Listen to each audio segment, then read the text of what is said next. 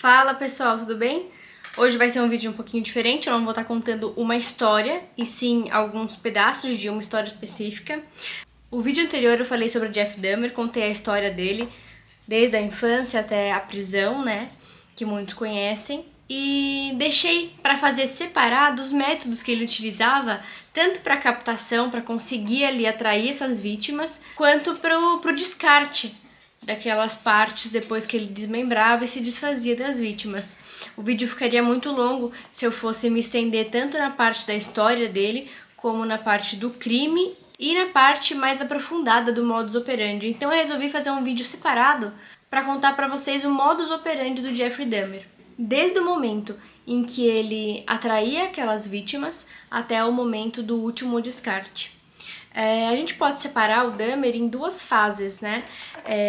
Antes de 1990 e depois. O que diferencia aí? Diferencia basicamente que antes dos anos 90, ali, de 1990, ele estava fora do apartamento dele. No início dos crimes que ele cometeu, ele ainda estava na casa dos pais, depois ele vai para casa da avó, e aí só depois de 1990 que ele vai para o apartamento dele de fato. Então eu vou separar em duas etapas aí, porque ele tinha um modus operandi um pouquinho diferente antes do apartamento e depois que ele foi pro apartamento dele, até porque ele tinha mais liberdade quando ele estava sozinho, com as próprias condições, com o próprio apartamento. Então vamos lá.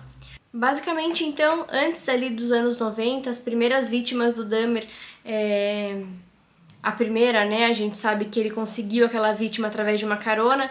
O indivíduo, que era o Steven Hicks, pediu uma carona para ele levou então aquele indivíduo para casa. O Steven Hicks, que foi sua primeira vítima documentada, ele deu uma pancada na cabeça, né, com halter de musculação.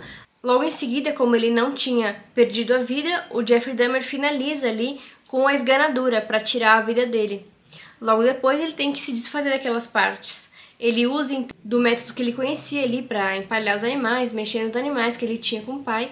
Então ele basicamente ele desmembra o jovem, logo depois ele descarna o jovem, ou seja, ele pega essas partes que tem a carne presa ao osso e descarna, ele tira a carne desses ossos. Essa carne ele dissolvia basicamente em ácido, ele tinha ali as vísceras que eram mais facilmente ali de serem destruídas, ele só jogava em esgoto que eu digo ou privada, ou riachos perto, porque era muito fácil, é um material que os peixes se alimentam, outros animais se alimentam, e ficava mais difícil os ossos. Ele pensou inicialmente em esmagar esses ossos, triturar esses ossos até virarem pó, que ficaria mais facilmente de descartar. Mas quando ele inicia esse processo de tentar esmagar, marretando, né, ele ia dar pancadas nos ossos para fragmentar, ele percebeu que ele não estava conseguindo, estava virando uma pasta, porque o osso, ele é úmido no seu interior, principalmente logo após a pessoa perder a vida.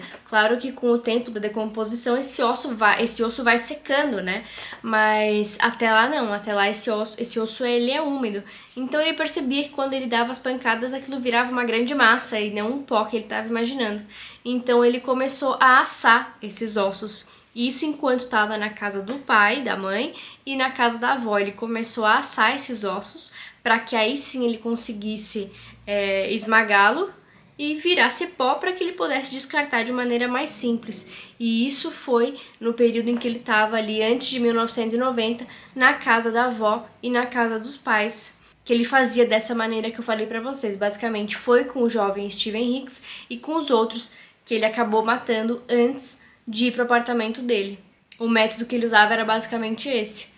Porque depois que ele foi para o apartamento, ele tinha o espaço mais restrito e além de ele tentar outras técnicas para matar esses jovens, ele também precisava lançar mão de outras técnicas para descartar essas partes, porque ele não tinha mais aquele espaço disponível e ele não morava mais tão no interior quanto ele morava na casa da avó e na casa dos pais. Então o método muda um pouco. Quando ele vai para o apartamento, ele começa a procurar jovens naqueles bares que eu falei para vocês. Então ele começa a trocar ali uma ideia com aqueles jovens nos bares, até que ele consegue convencer os jovens a sair com eles dali.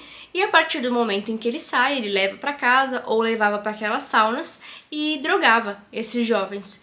A partir do momento em que o jovem estava drogado, Aí ele fazia o método que ele estava pensando. Naquele momento, a partir de 1990, foi quando ele começou a tentativa de lobotomia. Eu não sei se vocês lembram do vídeo passado, mas ele começou a tentativa de querer manter aqueles homens vivos, porém sem reação com ele. Então ele tentava uma espécie de lobotomia bem medieval, bem arcaica, que ele só fazia um furo, uma perfuração no crânio daqueles jovens e injetava ácido muriático para ver se aquela pessoa ficava viva, porém sem nenhum tipo de reação. E claramente essa estratégia não deu certo, ele tentou com algumas vítimas e logo depois elas faleciam, ele tinha que descartar da mesma maneira. Só que a partir de 1990 também, ele começa a guardar pedaços dessas vítimas. O primeiro foi uma vítima antes dele ir para o apartamento, que ele resolveu guardar seu primeiro troféu, então ele levou com ele uma cabeça, e depois que ele estava no apartamento, todas as vítimas que ele matava, ele escolhia uma parte para guardar. Então ele seguia ali com o método dele. Ele matava a vítima, depois que ele matava, ele desmembrava a vítima, então separava os membros do tronco. As vísceras, como eu falei para vocês, eram um pouco mais simples, porque ele só precisava retirar e descartar pelo esgoto, então vaso sanitário, era um pouco mais fácil dele fazer isso. Ele tinha grandes tonéis que ele mantinha no apartamento com ácido. É um tipo de ácido que ele não dissolve plástico. Então ele mantinha esses tonéis no apartamento para conseguir colocar toda a carne que restava, que aí seria em grande quantidade, num volume maior, então ele não poderia descartar somente pelo encanamento, porque uma hora certamente daria problema, e aqueles ossos, porque ele não poderia, por mais que ele marretasse, ou por mais que ele fizesse todo tipo de barulho e absurdo que ele fazia lá dentro, que a gente sabe que ele fazia, ele não teria como somente descartar aquilo fragmentando. Então ele desmembrava, descarnava. Nesse momento ele começa a guardar pedaços também para se alimentar. Então ele tinha grandes freezers em que ele mantinha algumas partes que ele considerava, isso nos documentários que ele dizia, algumas partes que ele considerava mais nobre para que ele se alimentasse também. Então ele tinha grandes partes, grandes quantidades de carne em freezers que ele mantinha para conseguir se alimentar. E o restante ele tirava, colocava nesses tonéis e assim que virava aquela grande massa, aquela grande pasta, ele descartava então pelo encanamento.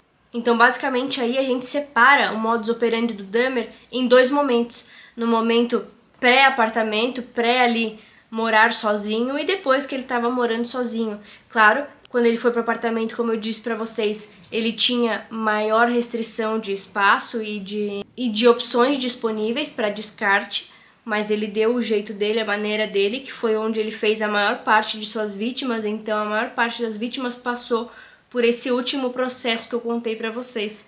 Só as iniciais que foram por aquele processo que ele secava os ossos e triturava para se desfazer.